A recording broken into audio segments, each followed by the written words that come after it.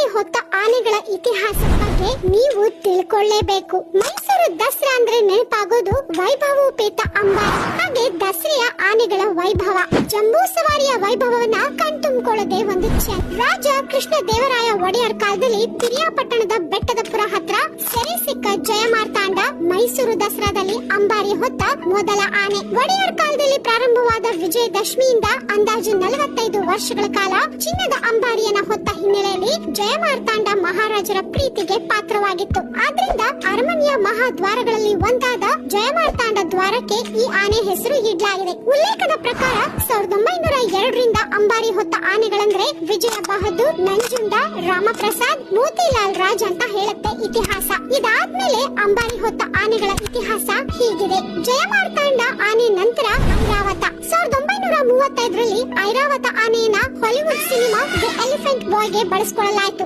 ಆನೆಯ ಮಾವುತನೇ ಚಿತ್ರದ ನಾಯಕ. ಈ ಸಿನಿಮಾ ಜಗತ್ತಿನಾದ್ಯಂತ ಪ್ರದರ್ಶನಗೊಂಡಿತು. ಆ ಮಾವುತ ಮತ್ಯಾರು ಅಲ್ಲ, ಮೈಸೂರು ಸಾಬು. ನೆಕ್ಸ್ಟ್ ಒಂದು ಬಿಳಿಗಿರಿ. ಇದು ಅಂಬಾರಿ ಹೊತ್ತ ಆನೆಗಳಲ್ಲಿ ಅತ್ಯಂತ ದೈತ್ಯ ಆನೆ. ಇದರ ಎತ್ತರ 10.5 ಅಡಿ, ಸುಮಾರು 7000 ಕೆಜಿ ಇತ್ತಂತೆ. 1975ರಲ್ಲಿ ಇದು ಮರಣ ಹೊಂದಿತು. ಇದರ ಮಾವುತ ಗೌಸ್ ಅಂತ.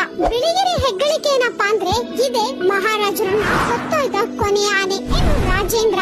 ಗಂಧದ ಗುಡಿ ಸಿನಿಮಾದಲ್ಲಿ ಡಾಕ್ಟರ್ ರಾಜ್ ಆನೆಯ ದಂತದ ಮೇಲೆ ಕೂತ್ಕೊಂಡು ಹಾಡುವ ಹಾಡು ಯಾರ ತಾನೇ ನೆನಪಿಲ್ಲ. ಈ ಆನೆಯ ಹೆಸರು ರಾಜೇಂದ್ರ. ಸಿನಿಮಾದ ಉದ್ದಕ್ಕೂ ಇದು ಭಾಗವಹಿಸಿದೆ. ಡಾಕ್ಟರ್ ರಾಜ್ಗೆ ಅಚ್ಚುಮೆಚ್ಚಿನ ಆನೆ ಕೂಡ ಇದು. ಇನ್ನು ದ್ರೋಣ. ದ್ರೋಣ 10.25 ಎತ್ತರದ ಆನೆ.